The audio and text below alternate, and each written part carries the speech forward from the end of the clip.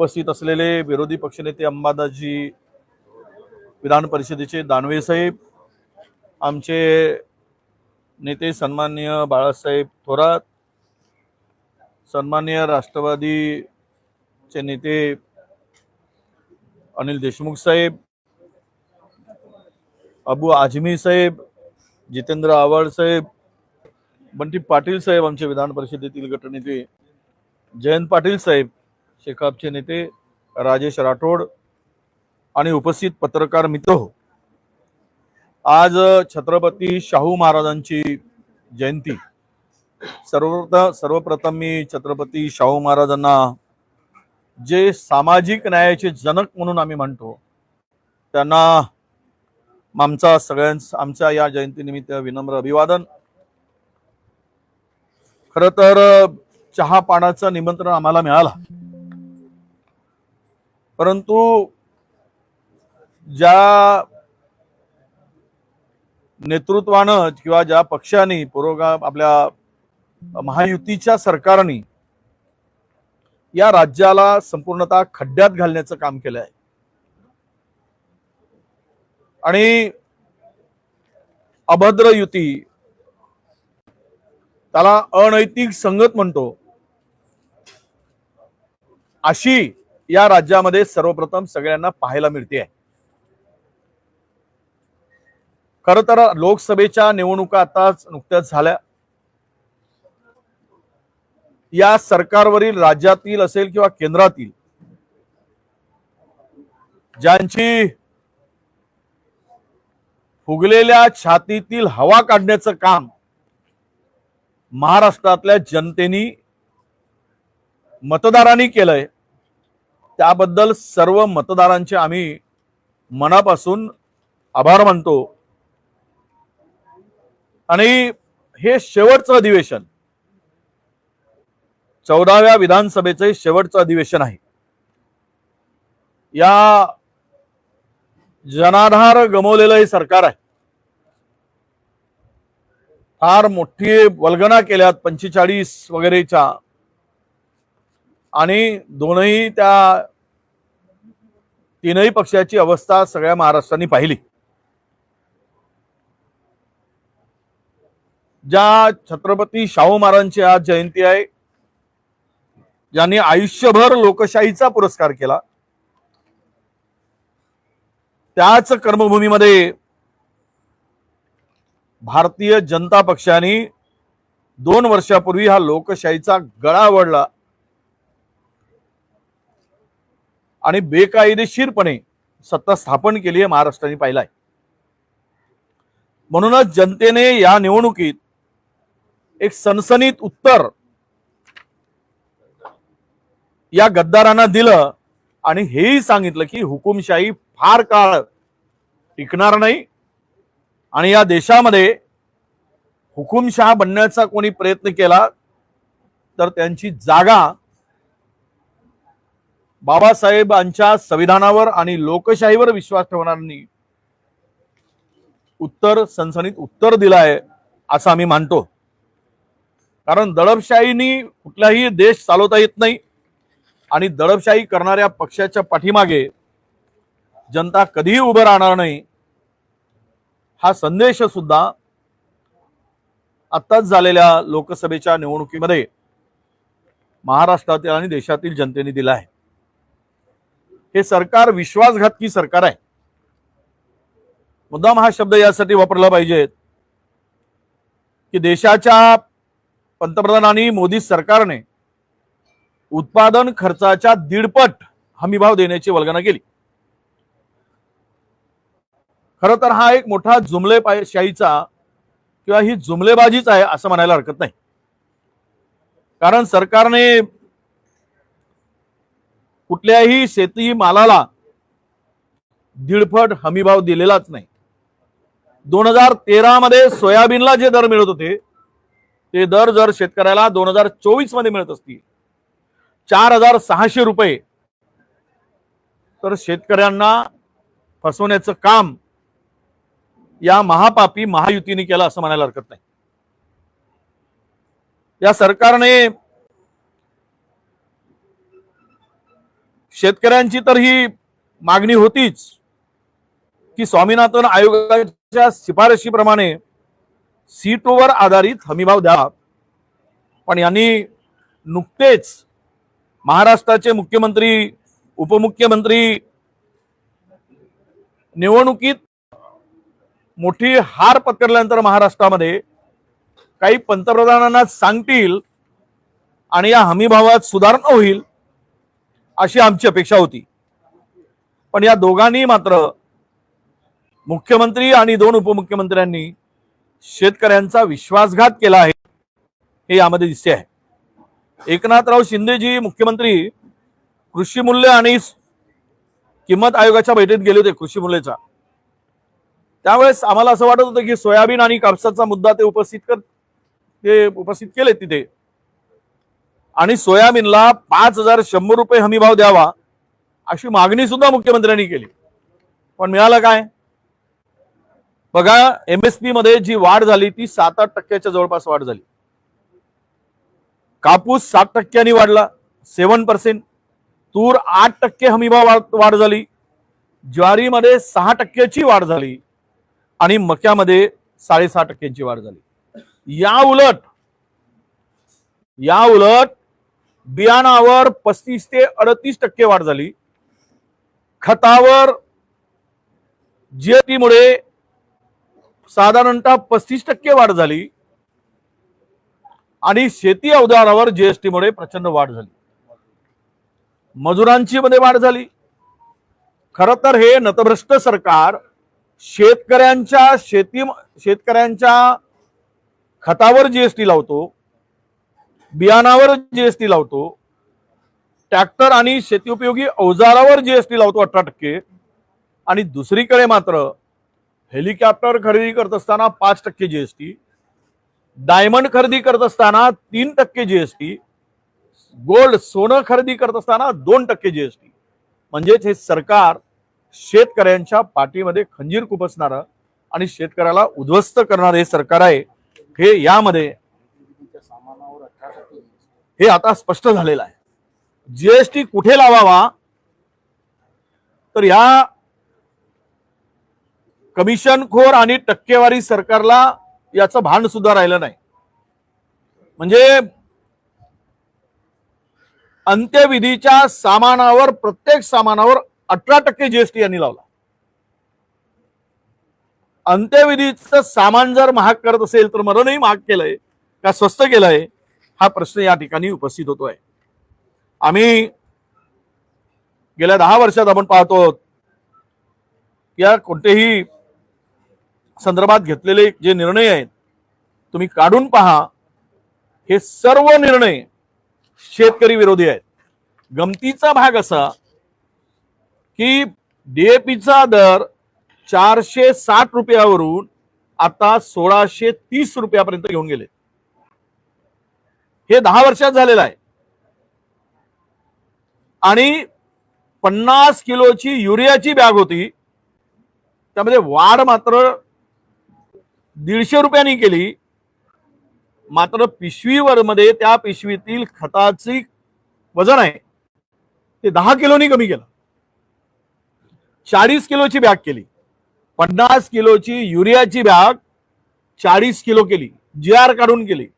आणि ते म्हणतात की आम्ही युरियामध्ये फार वाढ केली नाही, पण हे 10 किलो युरिया कमी झाला. हा युरिया कोण खातो आहे आणि हा युरियाचे पैसे कोणाच्या घशात जात आहेत आणि शेतकऱ्याची लूट कोण करतो आहे, हाही निर्णय आपल्या सगळ्यांना बघायला मिळतो. महाराष्ट्रातील शेतकऱ्यांच्या मागे त्यांनी उद्ध्वस्त व्हावं, आत्महत्या कराव्यात, हा चंगच या सरकारने बांधलाय. एकीकडे गुजरातच्या पांढऱ्या कांद्याला तुम्ही निर्यातीची परवानगी देताय आणि दुसरीकडे मात्र याच कांदा पिकवणाऱ्या महाराष्ट्रातील शेतकऱ्यांना मात्र निर्यातीची संधी किंवा निर्यातीची परवानगी नाकारली जाते. म्हणजेच महाराष्ट्रातील शेतकरी विरोधक केंद्रातील सरकार आहे आणि त्याचे वाटेकरी राज्यातील महायुती सरकार आहे, हे या ठिकाणी सांगितलं पाहिजे. बांगलादेशने 4 वर्षापासून जे आयात शुल्कात वाढ केली प्रति किलो 66 रुपये, ती पाहिल्यानंतर शुल्काची आकारणी जी केली गेली, जर हे तुमच्या शेतकऱ्यांचं सरकार म्हणत असतील तर मला वाटतं की शेतकऱ्यांचे खऱ्या मारेकरी हे महायुतीचं सरकार आहे असं म्हणायला हरकत नाही. खरीप हंगामाच्या तोंडावर असताना खानदेशामध्ये 30% कापसाचा बियाणाचा पुरवठा झाला नाही. सगळीकडे शेतकरी लाईनीत उभे होते बियाणं मिळत नाही म्हणून, आणि खताचा नैसर्गिक तुटवडा करून काळा बाजारामध्ये खत विकले जात आहे हे महाराष्ट्रात लपून राहिलेलं नाही. त्यांच्याकडूनही सुद्धा हप्ते बांधले गेलेत की तुम्ही चढ्या भावाने द्या खत, पण आमचा हप्ता मात्र आम्हाला पोहोचला पाहिजे, अशी भूमिका या सरकारची आहे. म्हणूनच या बियाण्याचा काळा बाजार आपण पाहिलाय, आणि ही सगळी लूट जी आपण ज्याला दिवसा उजेडी लूट म्हणतो आपण, ती लूट या राज्यात सुरू आहे. खरं माझ्याकडे या सरकारच्या शेतकरी विरोधी निर्णयाची मोठी यादी आहे, ती आम्ही तुमच्याकडे देणार आहोत. या सरकारचा चेहरा, शेतकरी विरोधी चेहरा आम्ही विधिमंडळामध्ये सुद्धा नक्की मांडू. यांचे कांद्याच्या संदर्भातला मी उल्लेख केला तर हे 19 ऑगस्ट 23 पासून जे आपण यांनी जे काही निर्णय घेतलेत, 19 ऑगस्ट असेल, 28 सप्टेंबर 23, 7 डिसेंबर 2023, 22 मार्च 2024, हे सगळे जे निर्णय आहेत हे सर्व निर्णय कांदा उत्पादक आणि शेतकऱ्याला उद्ध्वस्त करणारे आहेत, हा आमचा आरोप आहे. खरं डबल इंजिन झालं होतं, आता ट्रिपल इंजिन झालं, चालत नाही म्हणून आता चौथ्याला मागच्या करिअरला धरायला लावलं. हे सगळं आता पाहिलंय, तो लोंबकळतोय. हे आमच्या मागे चित्र आहे, ही अवस्था, हे चित्र पाहिलं ही अवस्था या सरकारची आहे. म्हणजे माझा मुख्यमंत्री आणि दोनही उपमुख्यमंत्री मध्ये यांना सवाल आहे की आपल्या राज्यातील शेतकऱ्यासाठी तुम्ही केंद्र सरकारकडे किंवा त्या निर्णयाविरुद्ध का आवाज उचलला नाही, याचं उत्तर महाराष्ट्रातील शेतकऱ्यांना या सरकारने दिलं पाहिजे. उलट उपमुख्यमंत्री महोदय ट्विट करून केंद्र सरकारचे आभार मानत आहेत. कशासाठी आभार, काय दिलं म्हणून आभार? आम्ही या अधिवेशनामध्ये राज्य सरकारकडे आग्रह धरणार आहोत, पण तुमच्याकडे काही मागणी या ठिकाणी आम्हाला सांगितली पाहिजेत की भात आहे, गहू आहे, साखर आहे, अशा अवस्था काय आहे शेतीमालाची. आणि शेतकऱ्यांची दैनावस्था होण्याला पीक विम्याचे पैसे मिळत नाहीत. पीक विमा कंपन्यांनी रगड पैसे कमवलेत, त्यांचा मोठा त्याच्यामध्ये वाटा आहे.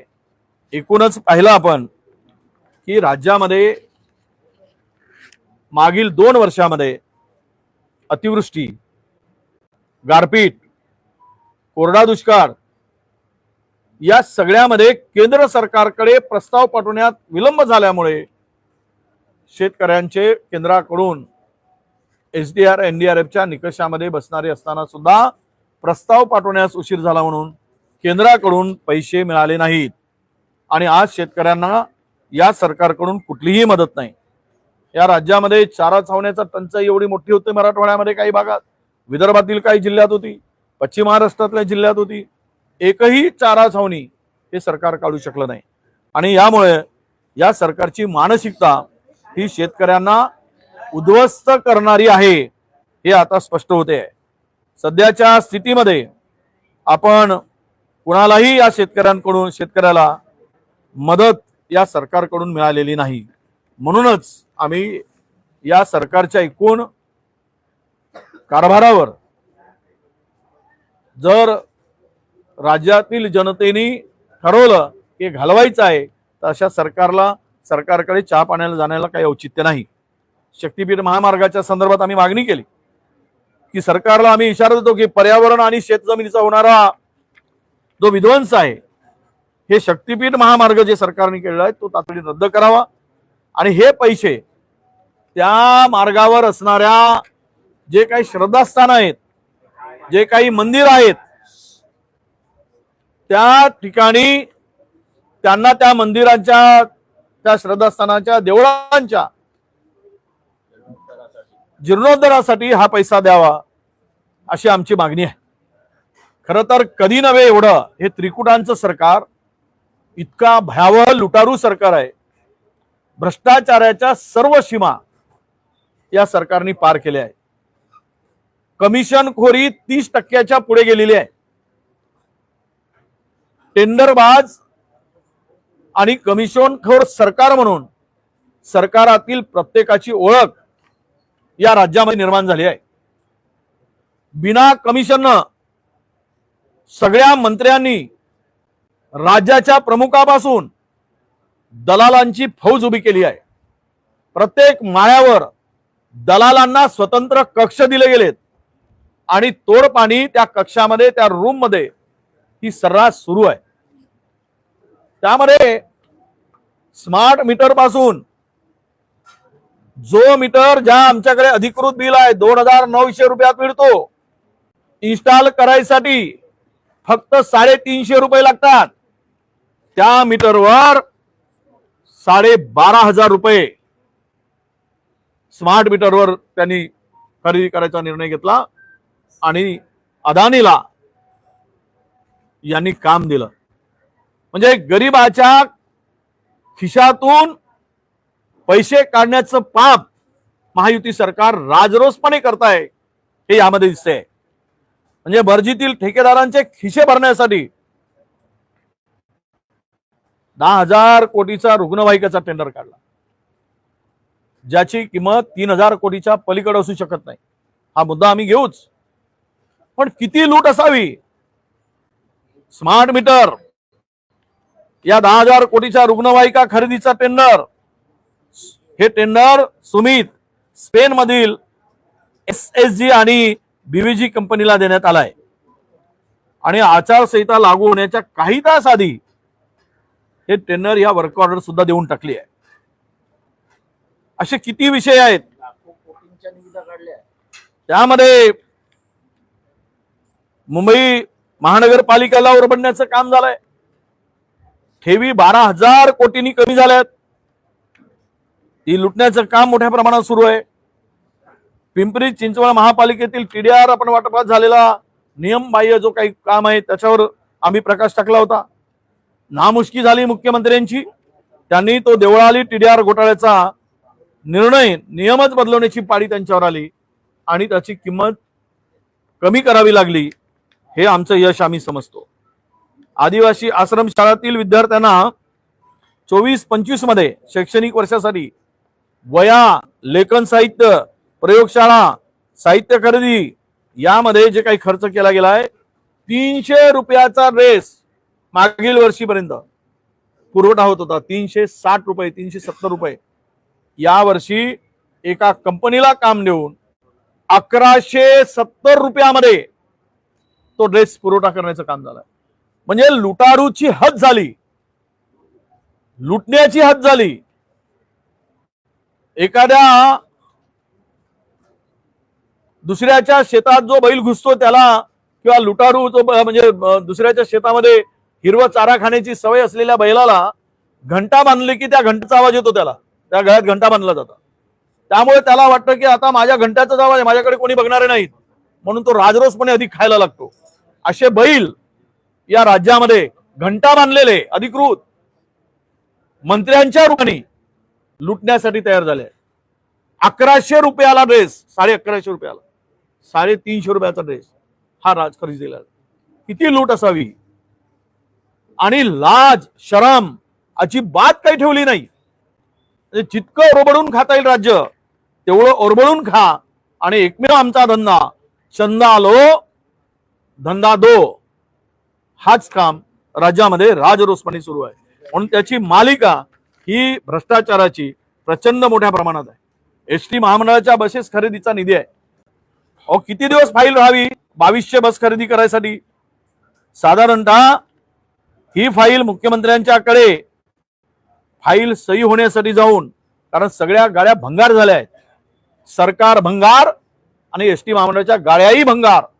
2200 गाड्या खरेदी करण्यासाठी कमिशन मिळत नाही म्हणून CMO ऑफिस सही करत नाही. केवढं दुर्दैव आहे. आणि पोरांना, प्रवाशांना त्या भंगार गाड्यातून प्रवास करावा लागतोय.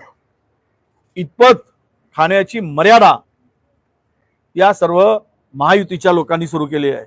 काय भाषणं असे होतात, घोषणा, न खाऊंगा न खाने दूंगा, जो खाता है उसको साथ में लिए बगैर नहीं छोडूंगा. हा नवीन नारा आता महाराष्ट्रात सुरू झालेला आहे. सगळ्या एजन्सीचा वापर करून सीबीआय, ईडी, इन्कम टॅक्स दबाव आणून सगळ्या बदनाम करून किंवा ज्यांच्यावर आरोप करून त्यांना आपल्या पक्षामध्ये त्या सगळ्यांना घेण्याचं काम भ्रष्टाचाऱ्यांना हे राजरोसपणे सुरू आहे. म्हणून आम्ही खरं तर या अनेक मुद्द्यांची मालिका आहे. सर्व मुद्दे इथे सांगता येत नाही, पण मी एवढंच सांगेल की हे सगळे मुद्दे येणाऱ्या विधानसभेमध्ये आम्ही मांडू आणि या सरकारला नक्कीच आम्ही विचारू. एक शेवटचे 2 विषय आहेत की दुष्काळी मदत. मी सांगितलं मागील वर्षी राज्यातल्या शेतकऱ्यावर प्रचंड दुष्काळाचं संकट होतं. अगोदरच दुष्काळ घोषित करण्यास सरकारने गोंधळ घातला आणि आम्ही आवाज उठवल्यानंतर दुष्काळ सदृश्य परिस्थिती जाहीर केली. परंतु एनडीआरएफच्या निकषाप्रमाणे केंद्र सरकारकडून जे मदत मिळायला हवी होती, आजही दुष्काळी भागात केंद्र सरकारने कुठलीही मदत दिली नाही. अवकाळीची मदतही मिळाली नाही. जसं काही जणू शेतकऱ्यांशी काही देणं गेलं नाही. म्हणून समृद्धीतून पुणे रिंग रोड मधून आणि हॅम मधून जवळपास 1,00,000 कोटीचे टेंडर 10% कमिशन घेऊन मंत्र्यांचे 10%, खालचे पुन्हा 15-20% वेगळे असे मंत्र्यांचे 10, 3% तीनही प्रमुखांचे 10% आणि हे टेंडर 30% ते 35% अभाव दिलं. आणि यातून या नालायक सरकारने 40% कमिशन खालाय. 1,00,000तील 40% कमिशन 1,00,000 कोटीतून म्हणजे 40,000 कोटी. म्हणून लोकसभेमध्ये 50 कोटी रुपये एका लोकसभा क्षेत्रामध्ये खर्च करण्याचं धाडस केलं. पण जनतेने पैशाला न जुमानता या भ्रष्ट आणि नतभ्रष्ट सरकारच्या त्यांना त्यांची जागा दाखवण्याचं काम केलं. ही परिस्थिती आहे. यामध्ये अशा अनेक विषयाला आपल्या पुढे सांगता येईल. मी सांगितलं की यांना हे सगळे करायला पैसे आहेत आणि विदर्भातील मराठवाड्यांच्या विकासासाठी असलेला आम्ही प्रत्येक अधिवेशनात म्हणतोय नळगंगा वेणगंगाच्या नदी जोडणीचं काम, मराठवाडा पॅकेजचं काम घोषणा केली. 6 महिने, आता मला वाटतं 10 महिने झालेत, 45,000 कोटीची घोषणा झाली मराठवाडा पॅकेजची. फुटी कवडी सुद्धा त्यांना दिलेलं नाही. फुटी कवडी 1 रुपया सुद्धा नाही. म्हणजेच हे पॅकेज मराठवाड्यातील जनतेची फसवणूक करणार होतं, हे आता स्पष्ट मत आहे. मराठवाडा पॉवर ग्रीड असेल आणि किंवा इतर नदीजोड प्रकल्प असतील, शेवटचा आहे कायदा सुव्यवस्था. काय धिंडवडे निघालेत या गृह खात्याची. आम्ही गेल्या अनेक वर्षात 25 वर्ष झालेत आम्ही सभागृहात काम करतो. आम्हाला 26 वर्ष झालेत आम्ही पाहतो. परंतु एवढी कायदा सुव्यवस्था बोजवारा उडालेलं सरकार कधी पाहिलं नाही. गृह खातं पाहिलं नाही, ना गृहमंत्री आम्ही पाहिला. ही जी स्थिती राज्यात आणून ठेवली, दिवसा ढवळ्या खून, सर्रास ड्रग्सचा वापर, तरुणींचा भर दिवसा रस्त्यात खून आणि हे सगळे बलात्कार, दरोडे, काय चाललंय राज्यात? कुठे आहे गृह खातं? कुठे आहे सरकार? दलितावर अत्याचार, आदिवासीवर अत्याचार, महिलावरील अत्याचार, हे सर्व जे सांगताय या राज्यातील कायदा सुव्यवस्था ही संपूर्णतः या राज्यातील उद्ध्वस्त झाली, संपलेली आहे. हेच आता या ठिकाणी सांगितलं पाहिजे. एक विषय आहेत पण आम्ही मनुस्मृतीच्या संदर्भात आपल्याला सगळ्यांना माहित आहे शैक्षणिक धोरण. पण एक शेवटचं एवढंच की आम्ही एवढंच सांगतो, हे राज्य आता मागच्या 2-3 अडीच वर्षात आणि त्यापूर्वीचे 5 वर्ष मराठा ओबीसी आंदोलन, धनगर हे आंदोलन, आपसात भांडून, झगडे लावून, झुंजवून हे राज्य उद्ध्वस्त करण्याचं आणि खोटी आश्वासन देऊन काम केलं आहे. म्हणूनच या राज्यातील शेतकरी, युवक, महिला, ज्येष्ठ नागरिक, दिव्यांग सर्व उपेक्षित आहेत. वंचित, विद्यार्थी, उद्योजक, पेपरफुटी, नीट हे सगळे विषय, अवकाळी अतिवृष्टीची मदत, दावोसमध्ये 3 लाख रुपयाची 3 लाख कोटी रुपयाची काही जे करार हे बोगस, 1 रुपया आलेला नाही.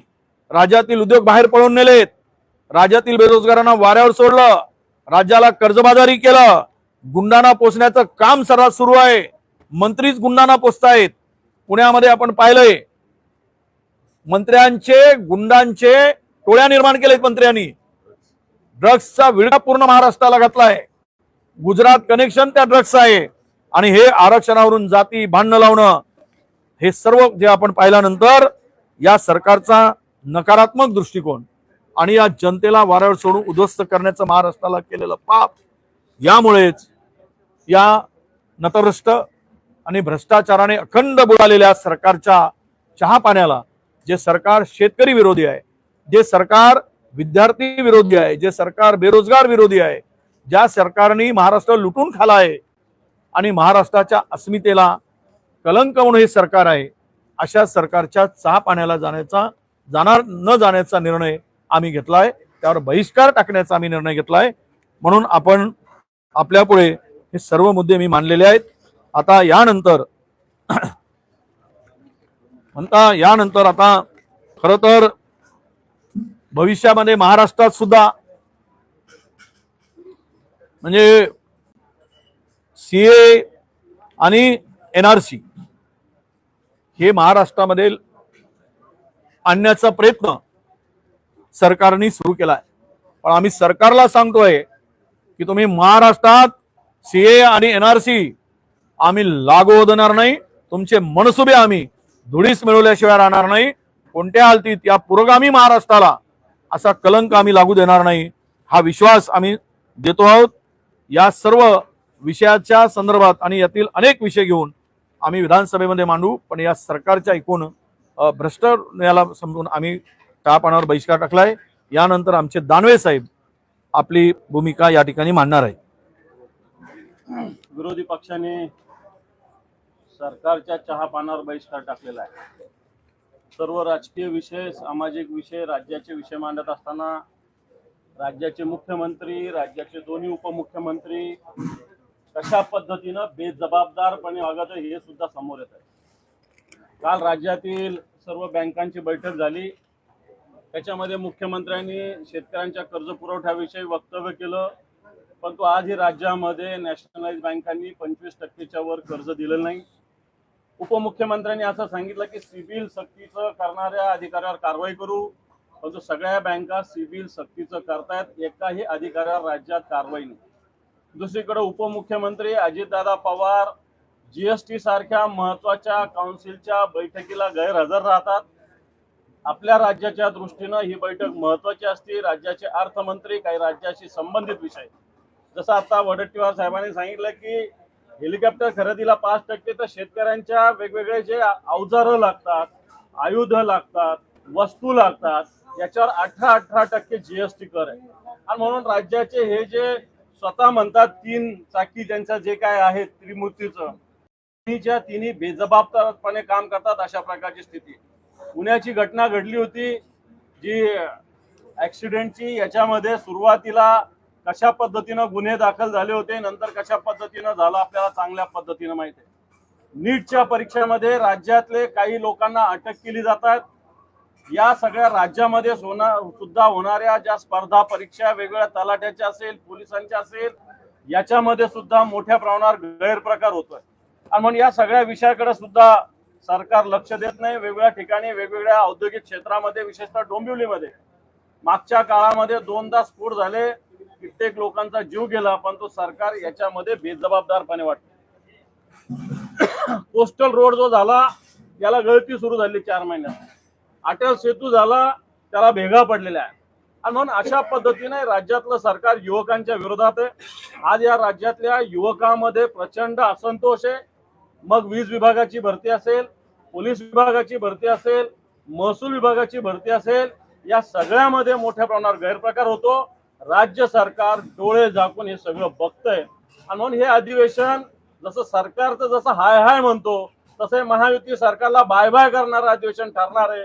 या दृष्टीने आम्ही सगळे विरोधी पक्ष अतिशय ताकदीनं या सरकारचं पूर्ण वाबाडे या अधिवेशनात बाहेर करू आणि अशा पद्धतीनं बेजबाबदारपणे वागणारं सरकार, राज्याला अधोगती करणार. आता उद्योगधंदे बाहेर नेण्याचं सांगितलं. मागच्या काळातले मोठे मोठे उद्योगधंदे, आता एक जेल कंपनी जी महाराष्ट्रात येणार होती ती मध्य प्रदेशमध्ये गेलेली आहे. म्हणून अशा पद्धतीने हे सरकार महाराष्ट्राला अधोगतीला नेत असेल, या सरकारच्या चहापानाला आम्ही कोणीही जाणार नाही. आम्ही त्याच्यावर बहिष्कार घालतो आणि या सरकारला निश्चित या अधिवेशनामध्ये आम्ही जबाब विचारल्याशिवाय राहणार. सर, हिंदी में एक बार ट्वीट कर दीजिए कल से सरकार। रुको, मराठी होने दो, लास्ट हिंदी लास्ट. राज्यामध्ये दूध उत्पादनाचे शेतकरी आहे आणि मोठे व्यावसायिक आहे, त्यांचं दूध जे आहे 27 रुपये लिटर विकत घेतलं जात आहे. कुठे ना कुठे अमूल आणि त्यांच्यामध्ये जे वर्गीकरणाचे पतसंस्था आहे त्या मिलीभगत करत आहे आणि दूध उत्पादन शेतकऱ्यांसाठी भावाबाबत कुठल्या प्रकारचं नियंत्रण नाही. खूप मोठ्या प्रमाणात शेतकऱ्यांची लूट सुरू झाली आहे. नाही, सरकारने निर्णय घेतला 5 रुपये लिटर अनुदान, पण ते अद्याप मिळालेलं नाही. 5 रुपयाचं अनुदान मिळालं आहे. आता दूध उत्पादक सगळ्यांची मागणी होती, उत्पादकांची, उत्पादन करणाऱ्यांची, की साधारण 35 रुपये तरी ते दर मिळाला पाहिजेत, 38 रुपयापर्यंत मिळावं. पण त्या संदर्भात सरकारची उदासीनता आहे आणि जे काही गोडबंगाल चाललेला आहे त्यामुळं हा भार, उद्या सगळ्या गोष्टी वाढल्यात, म्हणजे खाद्यान्नाचे दर वाढलेत आणि तुम्ही यातून जे काही आता एक मोठी जी नावं एक समोर येत आहेत की ज्यामध्ये मिलीभगताची, हे हा विषय आम्ही मांडू. पण खरं तर सरकार किती खोटं आश्वासन देऊन शेतकऱ्यांना फसवतं, किती खोटं बोलतं धांदात, इतके फार भीमदाडा घोषणा केल्या आणि ह्यांची जे उदासीनता दिसते आहे दूध उत्पादक शेतकऱ्याप्रती, हे नक्की या सरकारला भोगावं लागेल, त्याचं प्रायश्चित्त भोगावं लागेल असं मला वाटतं. संदर्भात अनेक राज्यांनी कायदे केले, नीट नंतर त्या कायद्याची गरज जास्त निकड आहे त्याची. महाराष्ट्र सरकारने 3 वर्षापूर्वी आश्वासन दिलं होतं कायदा आणेल, अजून तो कायदा आलेला नाही. या अधिवेशनात विरोधात पेपरफुटीचा कायदा, कारण उत्तर प्रदेशने काल त्याच्या संदर्भात अध्यादेश जारी केले ना, आम्ही त्यावर याच अधिवेशनात तो कायदा करावा अशी आमची मागणी राहणार आहे. आम्ही तशा पद्धतीनं आम्ही लक्षवेधी पण घातलेली आहे आणि सरकारला पत्र पण दिलं आहे. तुम्ही हे आणा म्हणून आम्ही त्यांना कळवलेलं आहे. लेखी स्वरूपामध्ये शासनाला आम्ही मागितलं. फेब्रुवारीच्या अधिवेशनामध्ये स्पेशल 10% माफ मराठा कोट्यासाठी जे रजिस्ट्रेशन झालं, आतापर्यंत त्याच्यावर इम्प्लिमेंटेशन नाही. तर बेसिकली या संदर्भात अपोजिशनचा काय रोल असणार आहे? एका बाजूला कोर्टाबाजी चालू आहे, दुसऱ्या बाजूला हे प्रोटेस्ट चालू आहे, ओबीसीकडनं आणखीन एक नवीन आता मागणी येते, तर अपोजिशनचा यावर स्टँड काय असणार आहे? बघा, एसीबीसीचा 10% आरक्षण मराठा समाजांना दिला होता, पण त्याला काही विरोध आत्ताच्या अलीकडे सुरू झालेला आहे. त्यातील अनेक तरुण आम्हाला मिळतात, त्यातून म्हणतात की त्याचा फायदा आम्हाला होतोय. पण सरकारने यावर तोडगा काढण्याची गरज आहे. काय निर्णय घ्यायचा, अधुरा निर्णय घ्यायचा, सोडून द्यायचा, परत नव्यानं निर्णय घ्यायचा, नव्यानं आश्वासन द्यायचं, नव्यानं पुन्हा करार करून द्यायचा, नव्यानं लिखित रूपात द्यायचा, जे होऊ शकत नाही, जे संविधानामध्ये बसत नाही, कायद्याच्या चौकटीत बसत नाही, अशा प्रकारची टाइमपास म्हणून आपण त्यांना लेखीमध्ये काहीतरी करार करतो किंवा त्यांना लिहून देतो आणि ते पाळलं जात नाही. यामुळेच 2 समाजामध्ये एक संघर्षाची स्थिती जी निर्माण झाली ती या सरकारच्या चुकीच्या धोरणामुळे, चुकीच्या वागण्यामुळे, चुकीच्या निर्णयामुळे हे सगळं आता होते आहे. कधी नव्हे हा 2 समाज एकत्र नांदणारा समाज, मराठा असेल, ओबीसी असेल, गावखेड्यामध्ये, गावात असेल, शहरात असेल, एकमेकाच्या सुखदुःखाचा साथीदार असलेला समाज एकमेकाच्या विरोधात उभं करण्याचं पाप या राज्यामध्ये 2014ला सुरू झालं. आणि आमची स्पष्ट मागणी असणार आहे की तुम्ही सगळ्यांना घ्या आणि सन्मानजनक एक मार्ग काढा जिथे दोनही समाजाचं समाधान होईल आणि त्यांचा हक्क त्यांना मिळेल, अशी आमची मागणी सरकारला असणार आहे. तुमच्या मागे एक बॅनर लागलेला आहे ज्यावरती महाभ्रष्टाचारी, महाघोटाळेबाज, महाटेंडरबाज, महायुती सरकार दिसतंय. अजित पवार हवेत आहेत, उपमुख्यमंत्री मुख्यमंत्री वरती हवेत आहेत. नेमकं काय सांगायचंय? नाही, असं आहे, ज्या 8 जागा मिळाल्या आहेत त्यामुळं मुख्यमंत्र्यांना सध्या हवा त्यांच्यात 7 जागा, 8 नाही 7, आणि ते 7वी जागा कशी मिळाली तर ती बेमानीनं मिळाली, त्याचा पर्दाफाश होणार आहे. ते काही फार काळ लपून राहणार नाही. तर त्यांना असं वाटतंय मी कमी जागा लढवून मी ह्यांच्या बरोबर आलो, त्यामुळे ते हवेत आहेत. आणि जे सांगितले आम्हाला 30 मिळतील त्यांना मिळाले 9, तर ते चिंताग्रस्त झाले आहेत. आणि ज्यांनी जागा लढवून कशी तरी घासत पिसत एक आली त्यामुळं ते लटकून आहे. हे तिघेही मिळून एकाचा पायपोस एकात नाही अशी त्यांची अवस्था आहे. आणि त्यामुळं राज्याला वाऱ्यावर सोडण्याचं काम झालेलं आहे. आणि भविष्यात काय होईल ते अजितदादांचं काय होईल, शिंदेचं काय होईल, येणारा काळ ठरवेल. पण मी एवढंच त्यामध्ये नमूद केलं आहे हे तिघांच्या नाकर्तेपणामुळे आणि आपसातल्या भांडणामुळे महाराष्ट्राला उद्ध्वस्त करतात हे दाखवलं. मुंबई महाराष्ट्र आणि देशभरासह पाणी टंचाई हा प्रश्न आता निर्माण झालेला आणि याचा फटका थेट भारताच्या अर्थव्यवस्थेला होऊ शकतो असा एक अहवाल जो समोर आलेला नाही, ते आम्ही वाचलेलं आहे. खरं तर आताही महाराष्ट्रामध्ये जवळपास 3800 टँकर आता सुरू आहे मराठवाड्यातील काही भागामध्ये. आणि ज्यावेळेस ही टंचाई परिस्थिती निर्माण झाली त्यावेळेस निवडणुकाचा काळ होता म्हणून त्यांनी सांगितलं. एकीकडे निवडणुका सांगितल्या आणि दुसरीकडे निवडणूक आयोगाची परवानगी मागून मतदान संपल्यानंतर 25,000 कोटीचे टेंडर काढले. आणि दुसरीकडे शेतकऱ्यांच्या संदर्भात निर्णय घेताना आचारसंहिता बागुलबुवा उभा केला. आज जी अवस्था निर्माण झाली त्यावेळेस मंत्र्यांनी या सगळ्या परिस्थितीवर चर्चा करायसाठी आणि निर्णय घेण्याची आवश्यकता होती. पण त्यावेळेस हे मंत्री बाहेर देशात होते, कृषी मंत्री, आणि पाणी टंचाईवर या सरकारनं पूर्णतः दुर्लक्ष केलं. आज ही अवस्था झाल्याचं कारण की या सर्व योजना ज्या होत्या महायुती सरकारच्या त्या फसव्या होत्या हे आता सिद्ध झालेलं आहे. आणि त्यासाठी एकूणच जी परिस्थिती गंभीर निर्माण झाली याला सरकार जबाबदार आहे. उपस्थित राहतो तारांकित आणि लक्षवेधी प्रश्नावर तुमच्या कार्यालयाकडनं काही अधिकाऱ्यांना धमकी स्वरूपात भूमिका घेतली जाते. तारांकित प्रश्न आणि लक्षवेधी मांडण्यावर ब्लॅकमेलिंग सारखे विषय केले जातात. काय वस्तू माझ्या कानावर आलं, तोंडावर अशा स्वरूपाचे आरोप माझ्या कानावर आलं. पहिली गोष्ट तर मी ते टाकलंच नाही, आणि दुसरी गोष्ट माझ्या ऑफिसच्या माझ्या OSD फोन आला. मी तर स्वतः मला माहीत पण नाही याच्यातलं. मी आज आलो, 2 दिवस माझा फोन बंद होता, परंतु मी जी माहिती घेतली तर माझ्या ऑफिसमध्ये अशी लक्षवेधी टाकलेलीच नाहीये. आणि दुसरी गोष्ट आमच्या ऑफिसमधून फोन आहे, आमच्या ऑफिसला फोन आलेला. झालं ना त्यांना. अनेक प्रशासकीय अधिकाऱ्यांनी राज्याचे गृहमंत्री आणि मुख्यमंत्री यांच्याकडे निनावी कार्यालयाकडनं केल्या गेलेल्या आहेत. त्याच्यामध्ये अनेक IPS अधिकारी किंवा इतर तत्सम अधिकाऱ्यांना ब्लॅकमेलिंग स्वरूपातले प्रश्न मुद्दाम दिली जाते प्रश्नाच्या आधी, असे काही तक्रारी केल्या गेल्याची माहिती समोर येते. मला माहिती नाही, पण आमच्याकडे लोक निवेदनं देतात, पत्र देतात. आम्ही चौकशी करा म्हणून पत्र देत असतो त्या विभागाला. अनेक पत्र येतात विरोधी पक्षाकडे, वडेट्टीवार साहेबाकडे येतात, माझ्याकडे येतात. आणि मग आम्ही काय करतो त्याला आमचं कव्हरिंग लेटर लावतो, चौकशी करा म्हणून सांगत असतो. शेतकऱ्यांची भूमिका तुम्ही मांडत आहे बऱ्याच वेळापासून, परंतु एक गोष्ट यामध्ये दिसली, तेलंगणा सरकारने जवळपास 2 लाख रुपयाची कर्जमाफी केली आहे, परंतु आता शेतकऱ्यांची कर्जमाफीचा मुद्दा आला. तेच आम्ही मागितलं आहे. आम्ही सुरुवातीलाच केलंय, आमच्या प्रेस नोट मध्ये पण आहे, तुम्हाला देण्यात. आम्ही शेतकऱ्याची संपूर्ण कर्जमाफी आणि वीज बिल माफ करण्याचा मुद्दा या अधिवेशनात घेणार आहोत. आणि कर्जमाफी ही तेलंगणाच्या धर्तीवर करावी अशी आमची मागणी आहे. आम्ही जे चहा पाण्याचं पत्र पाठवतोय ते तुम्हाला सर्क्युलेट होईल, त्यामध्ये ही मागणी आहे. त्यामध्ये सर्व विषय काही प्रेस आले नाही, पण ती मागणी आम्ही करतो. मराठी शेवटचा चला. राज्यातली 27,500 एकर जमीन जाते आणि त्याला नागपूरपासून सोलापूरपर्यंत आम्ही त्याला विरोध करतो. आमचा त्याला भूमिका दोन्ही सभागृहात भूमिका काय असेल? आमची विरोधाची भूमिका असेल त्या संदर्भात मी खुलासा केला आहे. ते पैसे जे आहेत त्या कुठला मार्ग त्याला शक्तीपीठाच्या ते पैसे त्या देवळाला देवस्थानाला द्यावं आणि त्याचा जीर्णोद्धार करावा.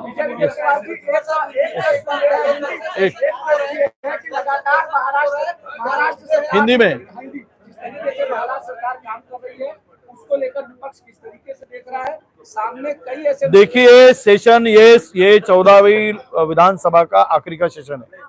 और आपने 2 साल में देखा है कि ये सरकार अनितक से बनी है. ये कोई संविधानिक इसको ढांचा सरकार को नहीं है. इनका उनका तोड़फोड़ के बनाया. किसी का मकान तोड़ा, किसी का बंगला तोड़ा, किसी की विंडो भी चुराई. ऐसे बनाकर ये सरकार बनी है. हमारी तो कांग्रेस की खिड़की भी लेके गए जिसको विंडो कहते हैं. तो ऐसी ये असंवैधानिक सरकार है. ये सरकार का उद्देश्य सत्ता और संपत्ति बटोरना है. प्रचंड यानी इसमें इनकी नीतियां स्पष्ट है. सरकार क्यों चाहिए? इन्होंने सरकार ने 2-2.5 साल के अंदर में ना किसान का भला किया, ना अनएम्प्लॉयमेंट का कभी विशेष सब्जेक्ट को उसने हाथ लगाया. यहाँ के इंडस्ट्री को बाहर चले गए. हमारे यहाँ पे इन्वेस्टमेंट हो नहीं रहा है. डावोस में जो पैसे की बात 3 लाख करोड़ इन्वेस्टमेंट की महाराष्ट्र की बात थी वो नहीं हो पाया. आज किसान सुसाइड कर रहा है. कर्ज माफी की अपेक्षा है. अकाल पड़ा हुआ है. तो ये स्थिति में सरकार का ध्यान केवल टेंडर निकालो, 30% कमीशन लो, कमीशन खोरी 40 और कमीशन खोरी करो, टेंडरबाज और कमीशन खोर सरकार. यही इनकी 2.5 साल की कारकिर्द रही है. खुलेआम हर सेक्टर में पैसे लूटने का काम चालू है. बाकी जनता को इन्होंने छोड़ दिया है. चलो खाना बटोरा जाता है सरकार की तरफ से, जो खाना आता है सीरियल ग्रेन्स राइस सब कुछ रहता है उसमें एक डेट जो है चिड़िया मिली है. कैसे देखते हैं इस डायनेमिक्स को? क्या सरकार हर बार अपना पैसा जो है बोलती है कि हम गरीबों के लिए खाना बांट रहे हैं, बहुत सारी ग्रेन्स बांट रहे हैं, बट अब उसमें जो है सामने आया है कि चिड़िया मरी हुई चिड़िया उस थाली में. देखिए ये जो खाने का बड़ा मेरे ख्याल ये भ्रष्टाचार का बड़ा स्कैम है.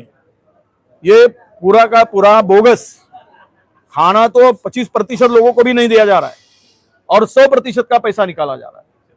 ये इसमें पूरे सरकार के मंत्री लेकर उप मुख्यमंत्री लेकर पाला हुआ कंट्राक्टदार है, कॉन्ट्रैक्टर है पाला हुआ, वो भी एक मुंबई का और एक नागपुर का है और एक मराठवाड़ा का भी था, उसका भी हिस्सा था जो अभी गिरा, वो सेंट्रल में मिनिस्टर था, वो भी इसमें हिस्सेदार है. ये सब मिलकर गरीब का खाना खा रहे. ये मरेंगे, इनको पाप लगेगा. गरीब को जो खाना देते हैं ना उसमें भी कमीशन खोरी और आधे को नहीं 20% लोगों को देना और 100% पैसे उठाना. ये सब मिलकर कर रहे हैं. केवल इनका उद्देश्य यही है जनता जाए भाड़ में, हमारी खुर्ची बची रहे. यही काम है. धन्यवाद.